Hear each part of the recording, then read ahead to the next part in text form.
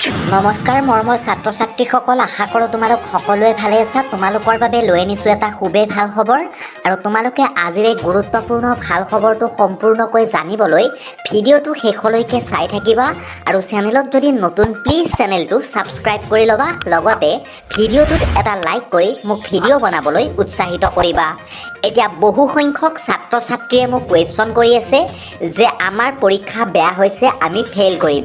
কিন্তু এতিয়া তোমালোকৰ বাবে ওলাই আহিছে এটা খুবেই ভাল খবৰ। তোমালোক সকলোকে পাছ কৰাব চৰকাৰে, কিন্তু কেনেকৈ পাছ কৰাব, কি পদ্ধতিত পাছ কৰাব, সকলোখিনি মই তোমালোকক জনাইছোঁ।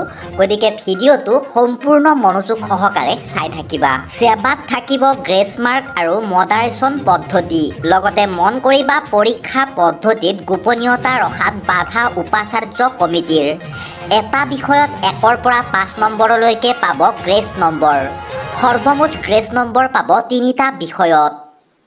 উত্তীৰ্ণৰ হাৰ কমিলে অনুষ্ঠিত কৰা হ'ব কম্পাৰ্টমেণ্টেল পৰীক্ষা।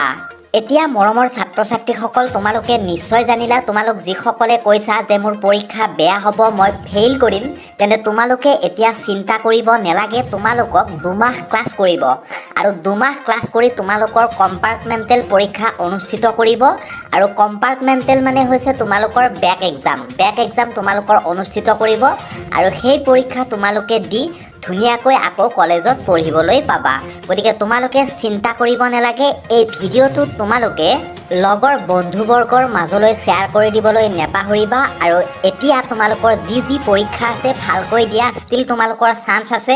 গতিকে তোমালোকে পৰীক্ষাবিলাক ভালদৰে দি দিয়া। কম্পাৰ্টমেণ্টলৈ আশা নকৰিবা, কম্পাৰ্টমেণ্টেল বহুত পিছত হ'ব, 2 মাহ তোমালোকৰ ক্লাছ হ'ব।